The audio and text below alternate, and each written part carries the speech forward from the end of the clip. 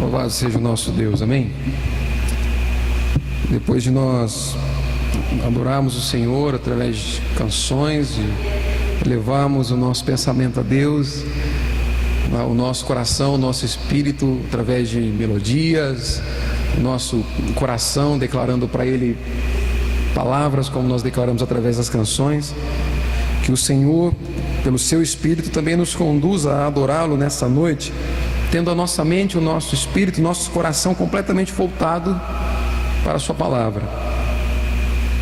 Mais importante do que aquilo que nós temos para dizer para Deus, através do louvor e da adoração, é aquilo que Deus tem para dizer para nós através da sua palavra.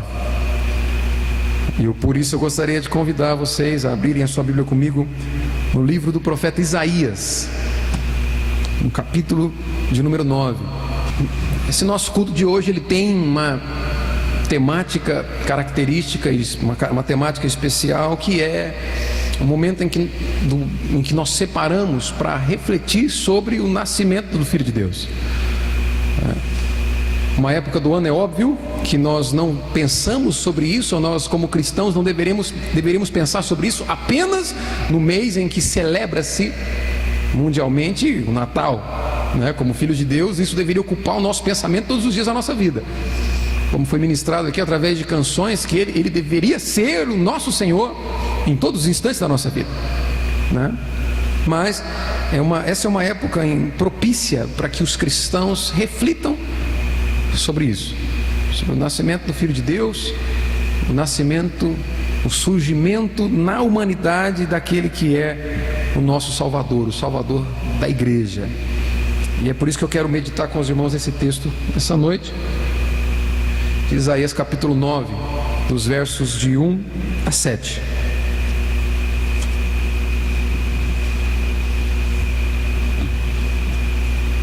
Os irmãos estão comigo? É importante que vocês direcionem os seus olhos para a palavra de Deus juntamente comigo essa noite. Diz assim a palavra do Senhor. Isaías capítulo 9, verso 1. Mas para a terra que estava aflita não continuará a obscuridade. Deus, nos primeiros tempos, tornou desprezível a terra de Zebulon e a terra de Naftali, mas nos últimos tornará glorioso o caminho do mar, além do Jordão, Galileia dos gentios. O povo que andava em trevas viu grande luz, e aos que viviam na região da sombra da morte, resplandeceu-lhes a luz. Tens multiplicado este povo e a alegria lhe aumentaste. Alegram-se eles diante de ti, como se alegram na ceifa e como exultam quando repartem os despojos. Porque tu quebraste o jugo que pesava sobre eles, a vara que lhes feria os ombros e o cetro do seu opressor, como no dia dos midianitas. Porque toda bota com que anda o guerreiro no tumulto da batalha, e toda veste revolvida em sangue serão queimadas. Servirão de pasto ao fogo, porque o menino nos nasceu, um filho se nos deu. O governo está sobre os seus ombros, e o seu nome será Maravilhoso Conselheiro, Deus Forte, Pai da Eternidade, Príncipe da Paz. Para que se aumente o seu governo e venha paz sem fim sobre o trono de Davi e sobre o seu reino, para o estabelecer e o firmar mediante o juízo e a justiça, desde agora e para sempre. O zelo do Senhor dos Exércitos fará isso. Até aqui a leitura da palavra de Deus. Oremos nessa noite pedindo para que o Espírito Santo do Senhor nos direcione através da exposição e do entendimento de cada uma dessas palavras, em nome de Jesus, amém e amém. Uma coisa que é interessante nós termos em mente, toda vez que nós vamos para as Escrituras, primeiro é que nós temos acesso à palavra de Deus, palavra revelada do Pai da glória, do Pai da eternidade para seus filhos. E é importante também, quando nós vamos para as Escrituras, para ouvir a voz de Deus, entender que existem estilos de escritas diferentes ao longo da Bíblia. Existem estilos que é aquilo que nós chamamos de estilos literários. Nem tudo que está prescrito na Bíblia é normativo, por exemplo. Nem tudo que está escrito aqui é uma regra para que você viva. Existem textos na Sagrada Escritura que são lei, os primeiros 5 livros da Bíblia, a lei que Deus deu para seu povo através de Moisés. Existem textos na Escritura que são livros históricos, registros históricos, e nem tudo que está ali é para ser repetido por nós. Existem textos que são salmos, que são poesias, que são provérbios, são textos de sabedoria que trazem princípios para que a igreja viva. E existem textos como esse que nós estamos aqui, que são livros proféticos. Nós estamos diante de um texto que é um livro de profecias. Nele nós temos o escrito do Novo Testamento, que são composto pelos evangelhos, composto pelas cartas dos apóstolos, e essas sim são normas para que a igreja deve se agarrar e viver. Por que eu estou dizendo isso? Uma das características dos livros proféticos eles apontam para um cenário real do seu dia, um cenário presente na história do povo a qual o profeta vive ali, no meio do qual o profeta vive, o povo de Israel. E esse que é a realidade desse texto que nós lemos. Isaías, ele em primeiro momento traz uma palavra, uma profecia que abraça o contexto em que ele está vivendo naquele momento com o seu povo. Isso vai ficar claro para nós quando nós lemos o capítulo 8, se você olhar um pouco para trás. Os versos 7 e 8 do capítulo 8, ele vai dizer assim: eis que o Senhor fará vir sobre eles as águas do Eufrates, fortes e impetuosas, isto é, o rei da Síria, com toda a sua glória, águas que encherão o leito dos rios e transbordarão todas as suas ribanceiras, penetrarão em Judá, inundando-o e passando por ele, chegarão até o pescoço. As alas estendidas do seu exército cobrirão a largura da sua terra, ó Emanuel. Em primeiro momento aqui, o profeta Isaías está pré-anunciando a invasão do Império Assírio contra o reino de Judá. Existe aqui um cenário real, contemporâneo do profeta sendo narrado. Mas outra característica da profecia é apontar para o acontecimento de eventos futuros. E nesse caso, Isaías é conhecido por ser o mais messiânico dos profetas. O que é isso? É aquele que mais aponta para Jesus Cristo através da sua escrita. Ele mais aponta para a vida e obra do Filho de Deus. E isso é o texto que nós temos agora diante dos nossos olhos. Aí. O capítulo 9 do livro de Isaías, do verso 1 até o verso 7, vai nos mostrar um rei que se manifestaria para libertar o seu povo e reinar eternamente sobre ele. Um rei que se manifestaria para o seu povo, libertaria, resgataria, ia mudar a sorte do seu povo com um objetivo: reinar sobre eles. Isso fica claro quando a gente lê o verso 6 e 7 do capítulo 9, que diz assim, olha aí: porque o menino nos nasceu, um filho se nos deu, o governo está sobre os seus ombros, e o seu nome será Maravilhoso Conselheiro, Deus Forte, Pai da Eternidade, Príncipe da Paz. Verso 7: para que se aumente o seu governo e venha paz sem fim sobre o trono de Davi e sobre o seu reino, para estabelecer e o firmar mediante o juízo e a justiça desde agora para sempre. Esse texto então aqui nos mostra, tem como talvez aquilo que a gente pode chamar de mensagem central, a manifestação de um rei, que não seria apenas um rei, mas seria o rei dos reis, que resgataria um povo particular, com o objetivo de reinar sobre esse povo. Esse é o tema que nós temos aqui. E é interessante a gente olhar para isso, irmãos, porque essa é uma verdade que está presente em todo o conteúdo da Escritura. Deus como um Senhor que resgata um povo particular para reinar sobre eles. Essa é a realidade da palavra de Deus, essa é a realidade de toda a Bíblia. Um povo particular de Deus sendo transformado, sendo resgatado do império das trevas para se sujeitar ao reinado desse Deus que o libertou.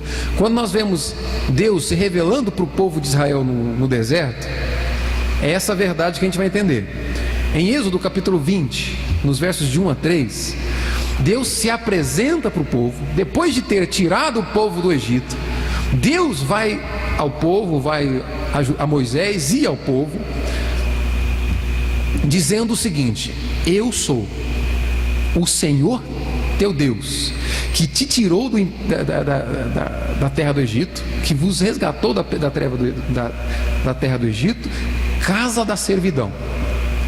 Deus está dizendo o seguinte: olha, eu sou, porque se Deus não se revela, o homem jamais o conheceria. O que você sabe de Deus é porque Ele te deu. Então Deus se apresenta dizendo: eu sou o Deus que te tirou, dizendo para o povo de Israel, da terra do Egito, lugar da sua escravidão. Quando Deus se apresenta, primeiro ele apresenta aqui uma relação de propriedade. Eu sou o teu Deus, dizendo: olha, eu sou teu e você é meu. Assim que Deus se apresenta para o povo dele. Eu sou o teu Deus, e ele faz o povo lembrar do seu agir. Eu te tirei da escravidão. E a pergunta que nós poderíamos fazer para Deus é: por que o Senhor tira homens e mulheres da escravidão? Por que que esse Deus resgata um povo do império das trevas? O primeiro mandamento que Deus dá nos explica isso. Lá, depois que Deus diz: olha, eu vos resgatei do império das trevas, Deus começa a dar a lista dos 10 mandamentos. E o primeiro, no verso 3 do capítulo 20 de Êxodo, é o seguinte: não terás outros deuses diante de mim. O que significa isso? Deus está dizendo para o povo dele: olha, eu te resgatei do inferno, eu te resgatei da escravidão do pecado, eu te resgatei da morte eterna com um objetivo: para ser o único Deus sobre a sua vida, para ser o único ídolo do seu coração, para ser o único Senhor do seu coração. Não admito outros deuses diante de mim. Essa é a verdade presente em toda a Escritura, de Gênesis a Apocalipse. Deus salva um povo para reinar sobre eles. E é isso que nós vemos aqui.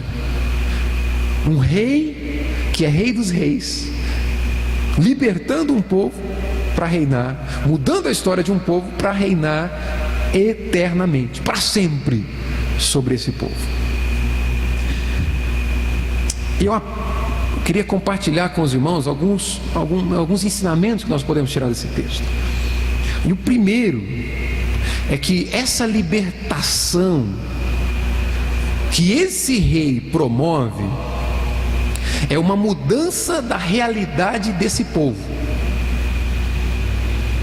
O que é isso?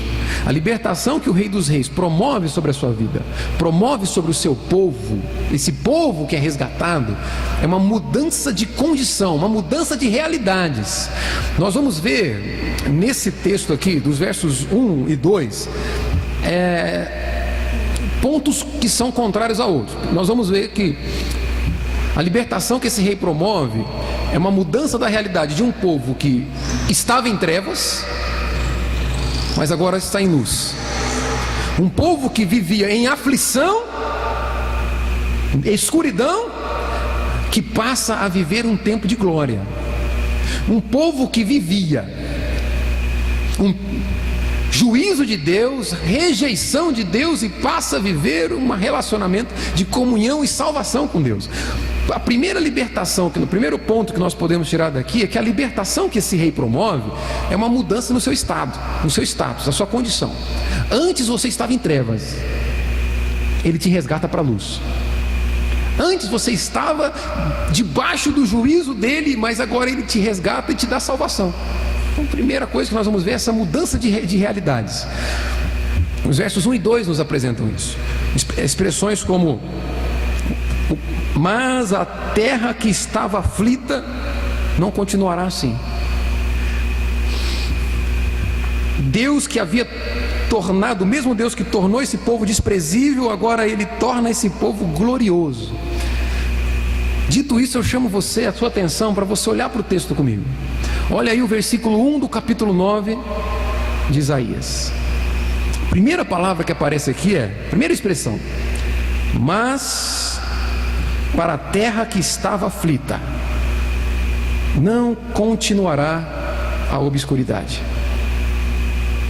Essa palavra mas aqui, ela nos liga imediatamente ao que foi dito antes. O final do capítulo 8 de Isaías apresenta um povo em trevas. Essas são as expressões que aparecem ali: densas trevas, sombra de ansiedade. O verso 21 do capítulo 8, você pode olhar aí, vai dizer assim: passarão pela terra duramente oprimidos, famintos, e será que quando tiverem fome, enfurecendo-se, amaldiçoarão ao seu rei e ao seu Deus, olhando para cima. Verso 22, olharão para a terra e eis aí, angústia. Essa é a realidade daquele povo: angústia, escuridão e sombras de ansiedade, e serão lançados para densas trevas. Mas para a terra que estava aflita não continuará a obscuridade. A verdade é que esse versículo 1 do capítulo 9 vai nos levar é uma transição, é uma mudança completa de realidade. O mesmo povo que estava lançado em trevas, um povo que estava lançado em aflição, um povo que estava entregue à sua própria mercê, vai ter a sua realidade transformada. Esse povo será trazido para a luz.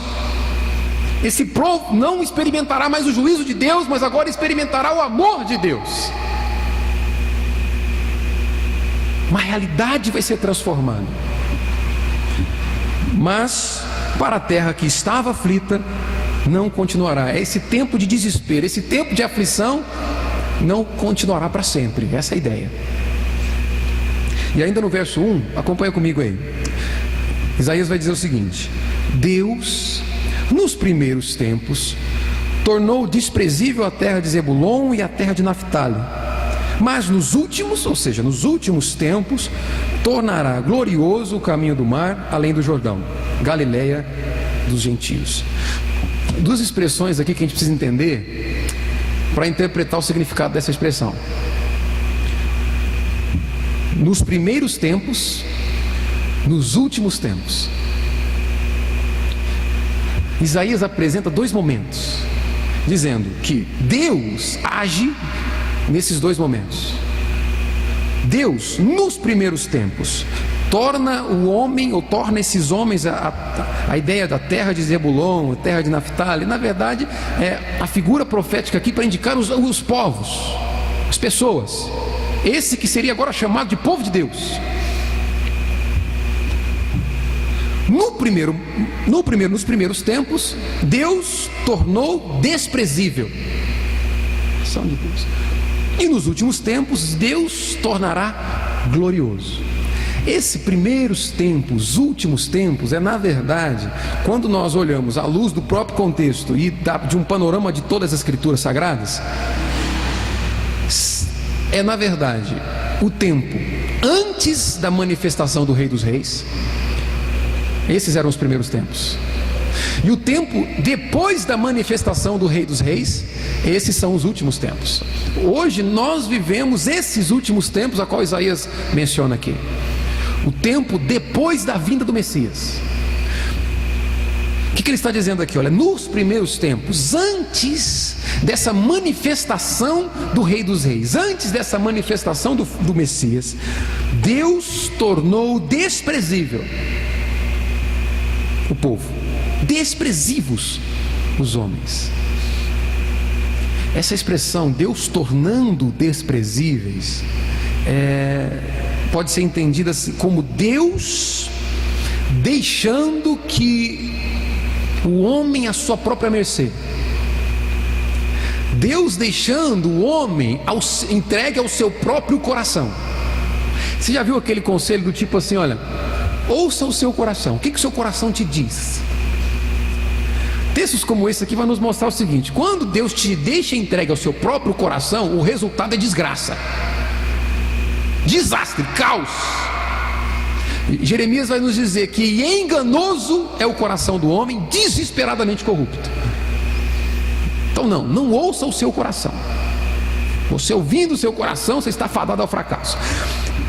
Ouvir o coração é aquilo que Deus torna o homem torna esse povo nessa condição apresentada aqui nos primeiros tempos pelo profeta Isaías. Deus tornou desprezíveis. Deus entregou esses homens, deixou esses homens à sua própria mercê, antes da manifestação do Rei dos Reis. Era como se Deus dissesse o seguinte: olha, eu vou deixar o homem livre para fazer o que ele ama.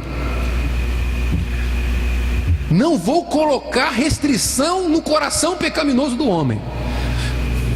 Quando Deus te deixa livre para fazer o que você ama, o resultado é desgraça, morte, porque uma coisa que nós amamos sem Deus é pecado. Isso é mais fácil entender quando nós vamos lá para o Evangelho, para a carta do apóstolo Paulo em Romanos. Em Romanos capítulo 1, verso 24, a expressão que Paulo vai usar é a seguinte: por isso o quê? Pelo fato dos homens terem abandonado a Deus, Deus os entregou à imundícia, pela concupiscência do próprio coração. O que nós temos aqui é a determinação de um juízo da parte de Deus. Deus entregando os homens ao próprio coração é uma sentença, é uma ação judicial, um estabelecimento do juízo da parte de Deus. A pior, irmãos, guarda isso aqui: o pior castigo que Deus poderia dar para os homens é dizer o seguinte: seja feita a sua vontade. Sem Jesus Cristo, sem o Espírito Santo de Deus, nós jamais amaríamos a Deus. Sem o Espírito Santo, o que o homem ama é o pecado, porque a carne pende para as coisas da carne. É isso que o apóstolo Paulo vai dizer. Nos primeiros tempos, Deus tornou desprezíveis os homens. O que nós vamos ver aqui então, essa libertação que esse Rei dos Reis promove, é uma transição de um tempo de juízo de Deus para um tempo de salvação. É uma mudança da realidade. É tirando o povo que estava sob esse juízo, tirando o povo que estava entregue ao seu próprio coração, livre para fazer aquilo que ama, livre para rejeitar a Deus, e passa agora a experimentar, esse povo que antes rejeitava a Deus, passa agora a experimentar um tempo glorioso, experimentar uma salvação que vem de Deus. Olha ainda aí o verso 1 comigo. Tornou desprezível Deus, nos primeiros tempos tornou desprezível a terra de Zebulon e a terra de Naphtali, mas nos últimos tempos, após a manifestação do Rei, após a manifestação do Salvador, tornará glorioso o caminho do mar, além do Jordão, Galiléia dos gentios. Primeiro, esse tornar glorioso é o inverso do juízo estabelecido aqui anteriormente. Ao invés de Deus deixar o homem livre para fazer o que ele ama, que é abraçar o pecado e morrer com ele, Deus alcança esses homens, Deus transforma o coração desses homens, tornando glorioso, restaurando a glória de Deus na vida deles. Ajuda a gente a entender quando nós voltamos para Romanos capítulo 3, verso 23, quando Paulo diz assim: porque todos pecaram e carecem da glória de Deus. Todos pecaram, estão separados da glória de Deus. Nos últimos tempos, Deus tornando glorioso esse povo, é na verdade Deus restaurando a comunhão que o homem perdeu com Ele. É Deus restaurando a condição gloriosa na vida desses homens. É Deus salvando esses homens através desse Rei que vai se manifestar. Tornará glorioso o caminho do mar, além do Jordão, Galileia dos gentios. Essa Galileia dos gentios é o ciclo das nações, não é mais só apenas para os judeus. Os gentios, os povos da terra serão alcançados por esse Rei dos Reis, pela libertação que esse Rei dos Reis promove. Sairemos de um tempo de juízo de Deus, sairemos de um tempo de condenação, passaremos para um tempo de salvação e de restauração da comunhão com o eterno Senhor. No verso 2, nós temos a continuação dessa ideia. O povo que andava em trevas viu grande luz. Tens multiplicado este povo. Verso 2. O povo que andava em trevas viu grande luz, e aos que viviam na região da sombra da morte, resplandeceu-lhes a luz. O que nós temos aqui? É aquilo que é chamado na interpretação bíblica de hebraísmo. Os autores usavam esse estilo de escrita para enfatizar uma ideia. Eles dizem a mesma coisa de duas formas diferentes. O que eles estão dizendo aqui? O que Isaías está dizendo aqui? O povo que andava em trevas viu grande luz, e aos que viviam na região da sombra da morte, resplandeceu-lhes a luz. Dizer que o povo andava em trevas é o mesmo, repete-se a ideia quando ele diz povo que vivia na região da sombra da morte. Ver grande luz é o mesmo que ter essa luz resplandecida sobre nós. No final do verso 2. Duas ideias que a gente pode tirar aqui. O povo que andava em trevas, ou esse povo que vivia na região da sombra da morte,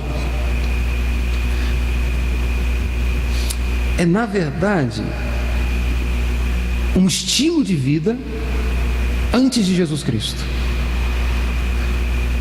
Um estilo de vida sem Jesus Cristo.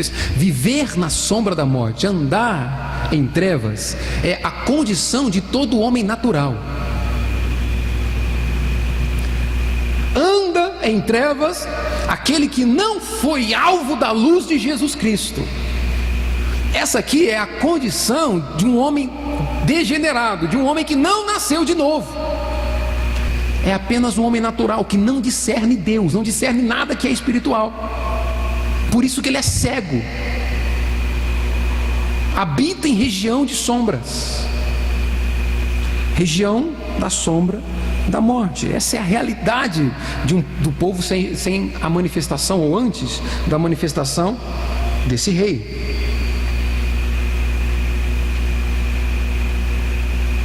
O povo que andava em trevas viu grande luz. Esses homens, essas mulheres, que por si só são incapazes de enxergar, são incapazes de ouvir a voz, o chamado de Deus. Esses homens, essas mulheres, esse povo que está morto em pecados,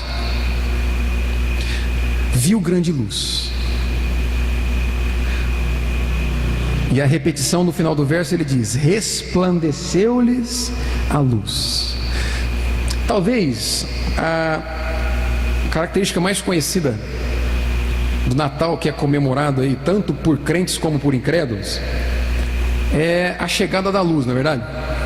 Enfeita-se as cidades, nós vamos entradas das cidades com aquelas luzes. Então, em uma noite escura, acende-se aquelas luzes e a luz rompe nas trevas. Então, isso é uma característica dessa época do ano: a luz entrando e rompendo com as trevas. Quando o profeta diz que esse povo que vivia em trevas viu grande luz, essa ideia da luz entrando e dissipando as trevas, porque a luz, quando chega, ela não pede licença. Quando a luz entra, não há treva que prevaleça. Se nós não tivéssemos essa luz aqui, nós não nos veríamos, nós não nos enxergaríamos, nós não teríamos o discernimento de quem está nesse lugar. Mas quando a luz chega, não há trevas que prevaleça. A ideia de uma luz rompendo com as trevas nessa época do ano, ou na fala de Isaías, está mostrando para nós o seguinte: a esperança para o mundo está fora dele. A esperança para a sua vida, a esperança para a minha vida, não está em nós mesmos. Você é incapaz de encontrar saída para a sua própria vida. Você é incapaz de resolver o seu problema. Esse que habita em sombra de morte, esse que vive em trevas, é incapaz de resolver o seu problema.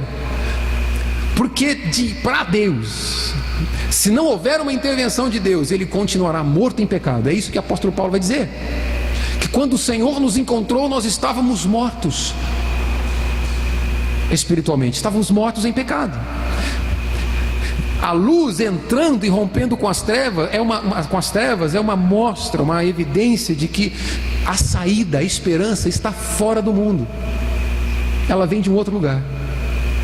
Ela vem de um outro provedor, que não é você mesmo. Nós, quando enxergamos a luz, somos passivos desse trabalho. O que é isso? Se não há luz, não há visão, você não enxerga. Quando ele diz que o povo viu a luz, é porque na verdade essa luz se manifestou, né? E quando ele diz que resplandece sobre esse povo a luz, isso aqui nos remete à passividade dos homens na sua salvação. Esses que têm a luz resplandecendo sobre si, estão passivos na salvação que Deus provê. Essa que é a ideia. Mostrando o seguinte: olha, o problema, a solução do seu problema não está em você. Você é incapaz de resolver o seu problema de morte espiritual. Você é incapaz de resolver o seu problema de viver em trevas. E se existe uma saída, essa saída vem de fora. Essa solução vem de fora. A solução quem provê, quem estabelece, é esse rei que vai se manifestar.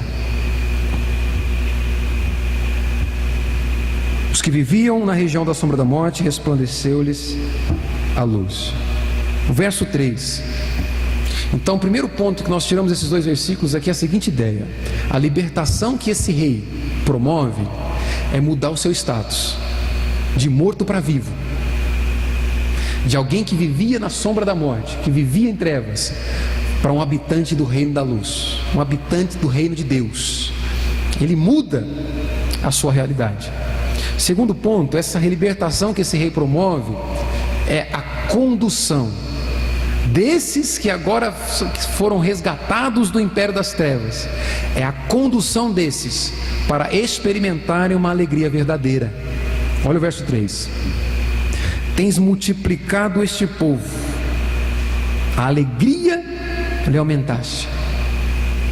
Alegram-se eles diante de ti, como se alegram na ceifa e como exultam quando repartem os despojos. Tem se multiplicado este povo, a alegria lhe aumentaste. É como se ele dissesse: tem aumentado a alegria deste povo. Perceba que Isaías vai dizer que essa alegria que passa a tomar conta desses que foram resgatados, ela foi gerada por outra pessoa, por um outro ser. Ele diz tens, ele está se referindo ao Senhor, ele está falando com o Senhor aqui, dizendo: olha, o Senhor é quem foi o responsável pelo resgate desses homens. O Senhor é aquele quem acrescenta no seu povo os que são salvos. O Senhor é quem aumenta a alegria deles. Nós temos acesso aqui ao entendimento da verdadeira alegria de um homem. Tens multiplicado, aumentado a alegria desse povo. Deixa eu talvez mostrar de uma forma mais clara para você entender.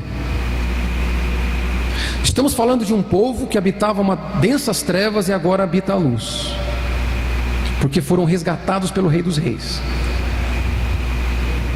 A melhor notícia que você pode ouvir, preste atenção, a maior notícia que você pode ouvir na sua existência não é o médico te dizendo o seguinte: vai, seu câncer terminal está curado.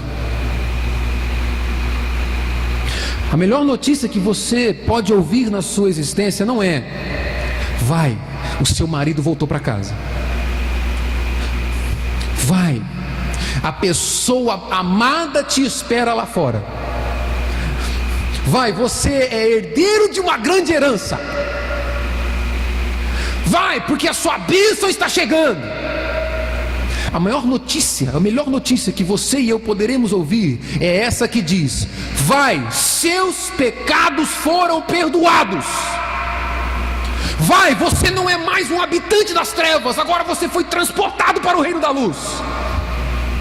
Vai, você não precisa mais experimentar de um inferno eterno. Você pode experimentar da graça, da glória desse Deus que te resgatou. Vai!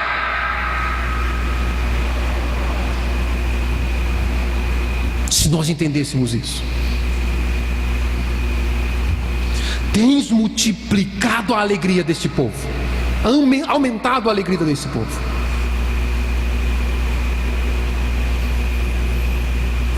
Abrindo um parênteses aqui, uma vez eu ouvi de um jovem que a mãe dele disse para ele o seguinte: o que você vai fazer na igreja? E ele diz assim: eu vou lá para adorar a Deus, para conhecer a palavra de Deus. E ela vai dizer para ele: mas você não vai lá buscar bênção? Você não vai lá pedir nada? Se você não vai pedir bênção, você vai lá para quê? Como se isso aqui fosse um lugar de fast food da bênção.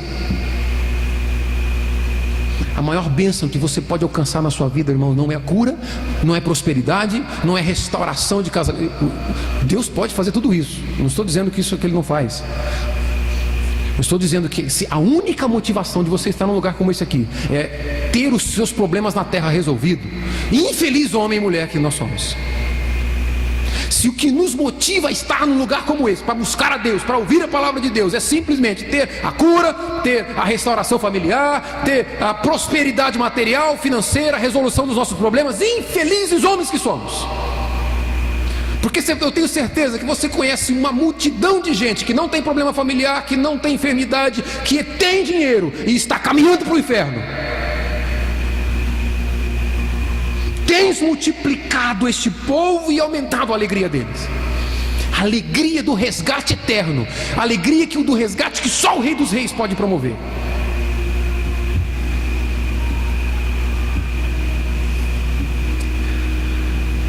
Ele usa duas ilustrações aqui, duas metáforas.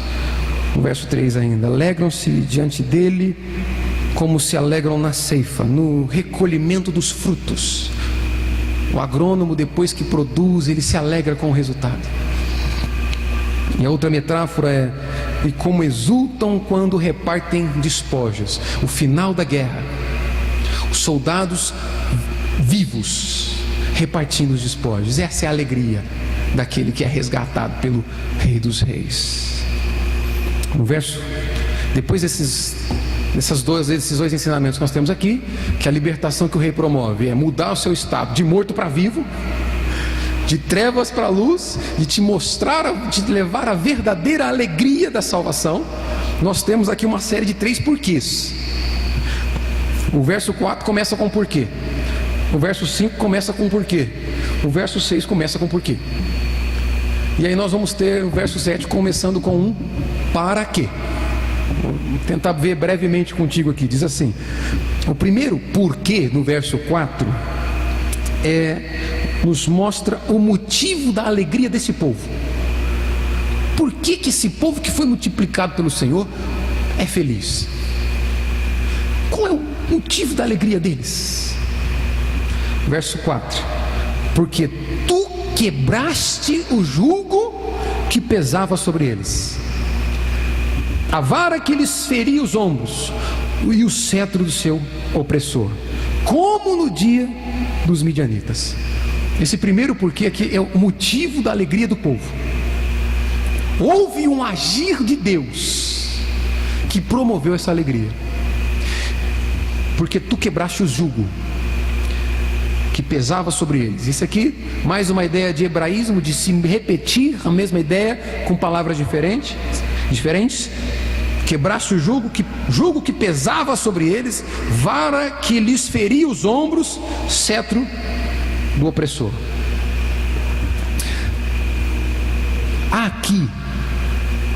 Acontece aqui, entendo que nós podemos extrair dessa afirmação o papel da lei.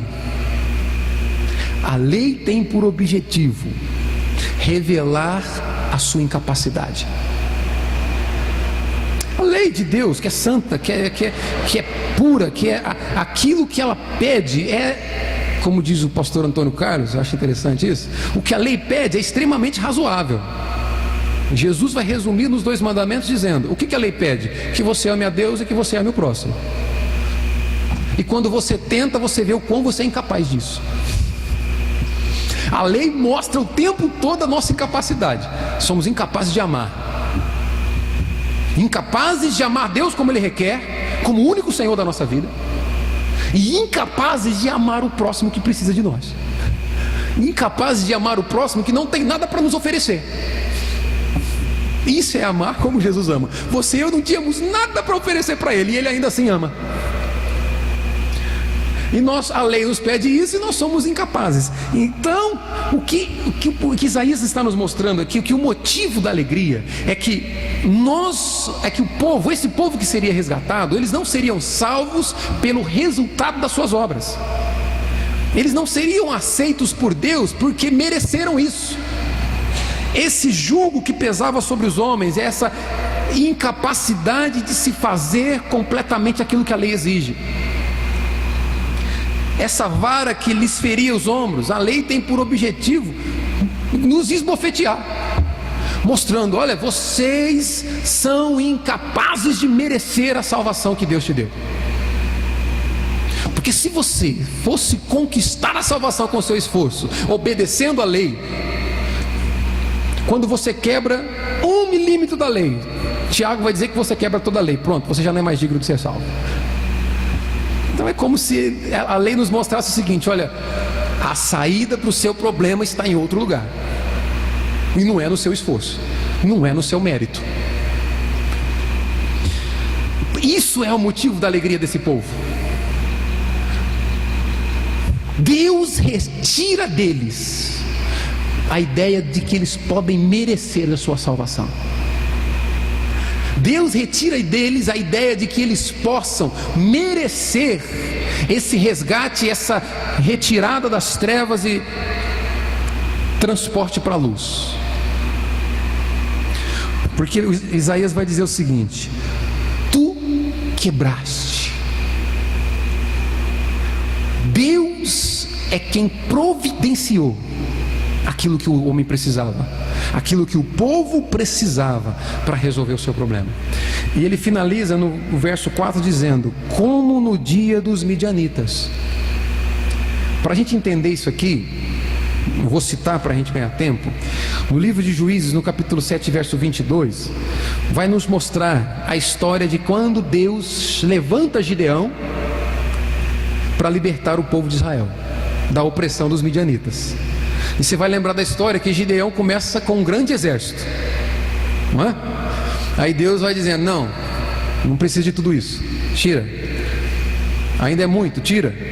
Não precisa de tudo isso, tira. No final desse corte que Deus faz no exército de Gideão, com quantos soldados Gideão fica? 300. E esses 300 não serviriam para outra coisa senão para tocar trombeta. O verso 22 do capítulo 7 de Juízes vai dizer que quando esses 300 tocam as trombetas, ao som das 300 trombetas, Deus confunde os inimigos no arraial deles e eles passam a se matar entre si. Essa é a memória que Isaías traz para aqui, dizendo: o Senhor quebrou o cetro, o Senhor quebrou o jugo que pesava sobre os ombros desse povo. O Senhor é quem resolveu a situação. O Senhor é quem deu a solução para o problema, assim como o Senhor fez no tempo dos midianitas. Foi o Senhor que fez. O Senhor é o autor da sua salvação, e não você.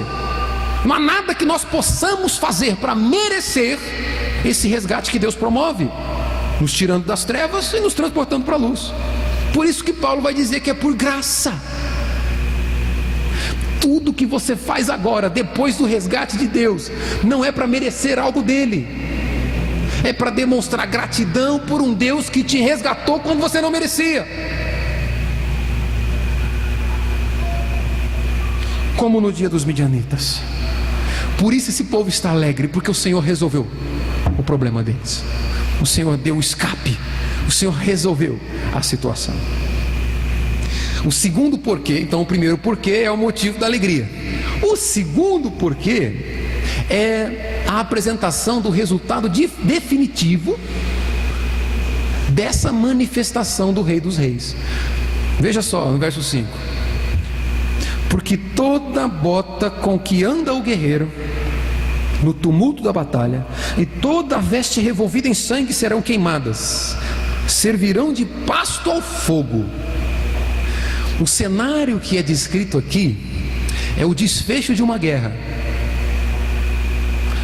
mostrando, olha, não há mais a necessidade do armamento, não há mais a necessidade dos recursos bélicos, do recurso do exército. A guerra foi vencida. Desfecho da guerra. É como se ele dissesse o seguinte: olha, não há mais afronta do inimigo, não há mais condenação, não há mais recursos nas mãos dos inimigos que impeçam que esse povo agora experimente dessa alegria. Ora, por que esse povo está alegre? Primeiro, porque o Senhor deu a solução. Por que esse povo está alegre? Porque o Senhor deu a solução de uma forma definitiva. Não há mais acusação contra eles, não há mais o que os impeça de serem salvos, não há mais recursos nas mãos do inferno para impedi-los de serem resgatados pelo Senhor. O apóstolo Paulo descreve isso de uma forma linda em Colossenses capítulo 2. Para não parafrasear, pode deixar que eu leio, mas se você for rápido, vá comigo lá. Colossenses no capítulo 2, nos versos 13 até o 15.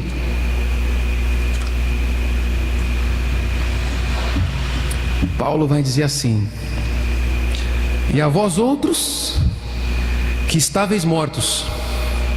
Veja a mudança do cenário, veja como que foi transformado as realidades. E a vós outros que estáveis mortos pelas vossas transgressões e pela incircuncisão da vossa carne, vos deu vida. O Rei dos Reis muda a nossa realidade, de mortos para vivos. Vos deu vida juntamente com Ele, perdoando todos os nossos delitos. Aí no verso 14: tendo cancelado o escrito de dívida que era contra nós, e que constava de ordenanças, o qual nos era prejudicial, removeu-o inteiramente, encravando na cruz. Verso 15: e despojando os principados e as potestades, publicamente os expôs ao desprezo, triunfando deles na cruz. A figura trazida pelo profeta Isaías é justamente essa aqui. Não há mais recurso na mão do diabo, não há mais recursos nas mãos de Satanás, através dos quais ele possa nos afrontar, dizendo: você não pode estar no reino de Deus. Paulo vai dizer o seguinte: todo escrito de dívida, toda a imensidão da lista dos meus e dos seus pecados foram arrancadas de nós por Jesus Cristo e cravados na cruz com a pele do seu corpo. Pecados que te condenavam, pecados que faziam de mim e você merecedores da morte eterna, cravados sobre Jesus Cristo. O cenário aqui é do desfecho de uma guerra. Não há mais condenação para os que estão em Cristo Jesus. Estou caminhando para o fim. O terceiro porquê é o meio pelo qual nós fomos libertos. Esse terceiro porquê responde todas as perguntas anteriores. No verso 6 do capítulo 9, eu quero usar com você esse verso para responder as perguntas.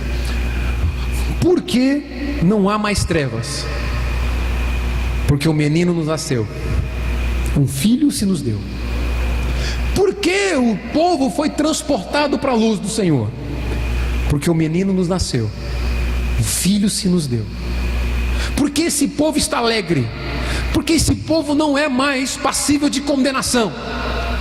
Porque o menino nos nasceu, um filho se nos deu.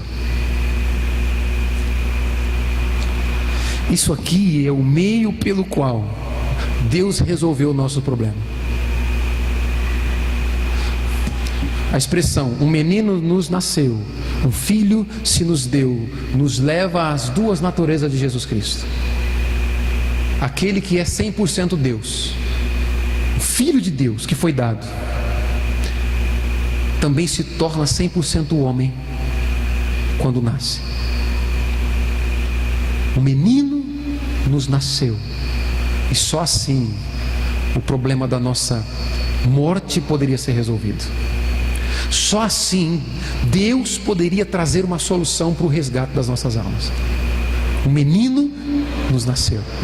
Essa é a mensagem que deve brilhar no seu coração nesse mês, e não somente nesse mês, mas todos os dias da sua vida.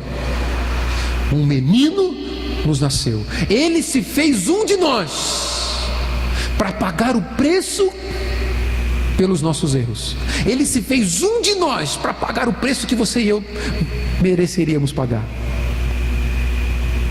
A sua entrada diante de Deus não é por nada que você fez. O seu acesso a Deus, o seu acesso à eternidade, o seu resgate da morte eterna não é por algo que você fez, mas é por tudo aquilo que o Filho de Deus fez. Um menino nos nasceu, um filho se nos deu.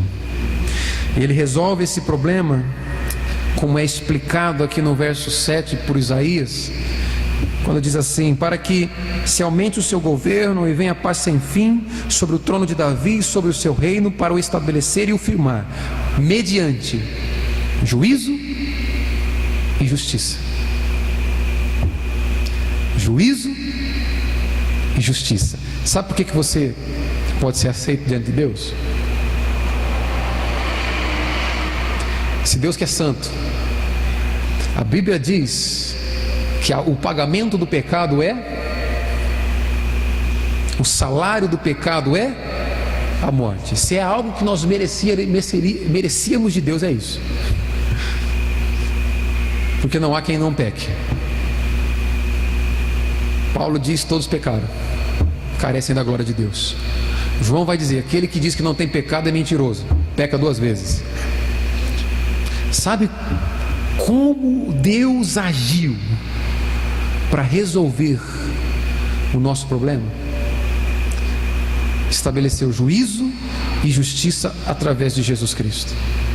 O que significa isso? Mediante juízo, Deus estabeleceu juízo quando condena o próprio Filho. O juízo que estava destinado aos homens, a ira de Deus, aquilo que todo pecador merece, foi lançado sobre o Filho de Deus. Juízo, o pagamento do pecado, que era a morte, foi depositado na conta de Jesus Cristo. Um homem que viveu na terra sem pecado algum, um homem completamente justo diante de Deus, e a justiça dele agora é colocada na sua conta quando você crê. Essa é que é a ideia do Evangelho. Juízo e justiça. Ele paga a pena que deveríamos pagar, mesmo sendo justo, e na cruz ele faz uma troca com a sua igreja. Deposita na própria conta dele o seu pecado, e deposita na sua conta a justiça dele. Somos revestidos com a justiça do Filho de Deus quando cremos que ele morreu no nosso lugar. Um menino nos nasceu, Um filho se nos deu.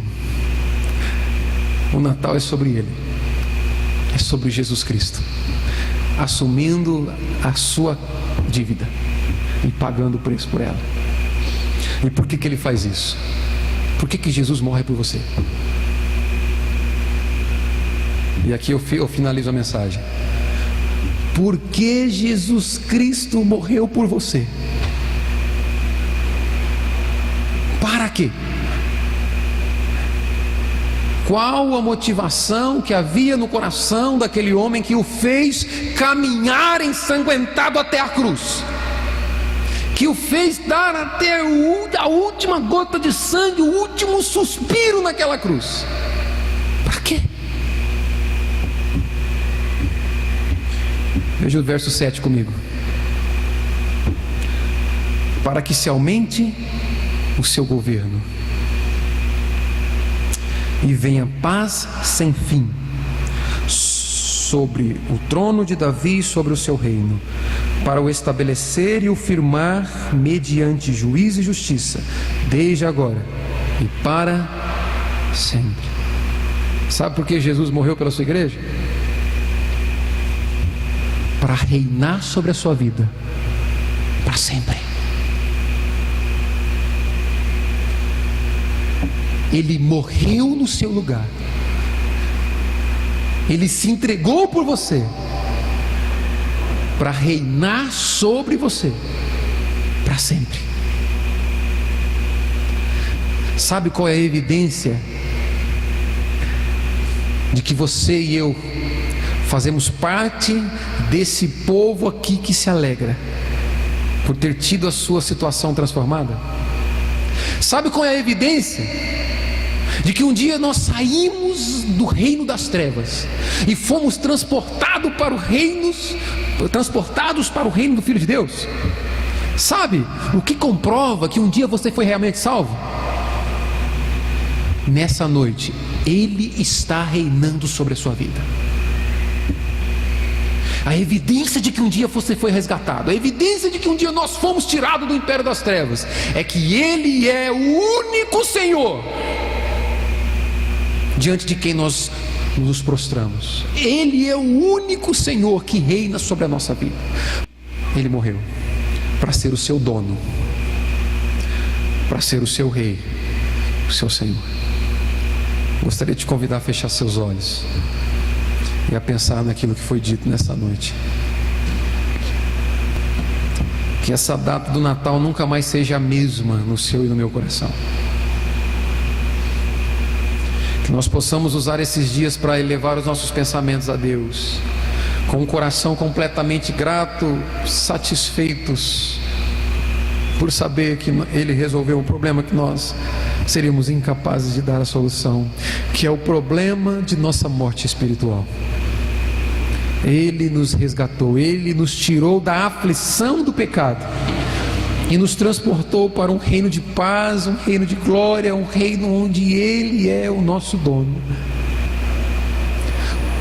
A igreja do Senhor Jesus não está mais prostrada diante do pecado, não está mais prostrada diante do reino das trevas, não está mais prostrada diante do domínio de Satanás, porque ela foi resgatada pelo sangue do Cordeiro.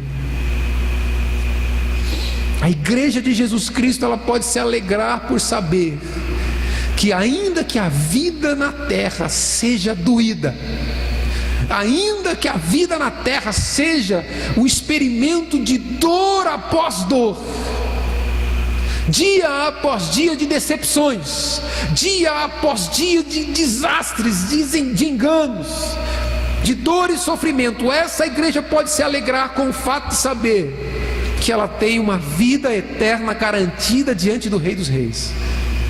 Ela pode se alegrar por saber que não importa o quanto ela experimente alegria na terra, nada se compare à alegria da glória eterna. Que essa verdade inunde o nosso coração, para a honra e glória do nosso Senhor Jesus Cristo.